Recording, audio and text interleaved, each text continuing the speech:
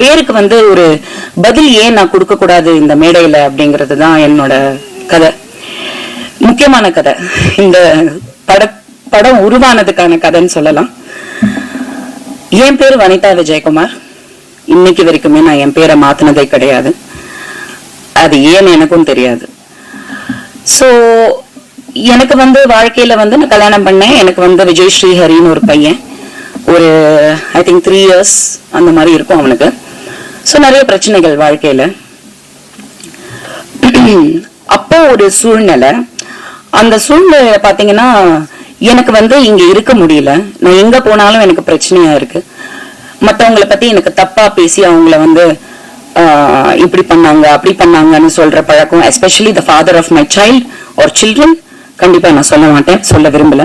So எனக்கு ஒரு சூழ்நிலை, அந்த சூழ்நிலையில இருந்து நான் வெளியில வரணும். இங்கே சென்னையில இருக்கும் போது எனக்கு அந்த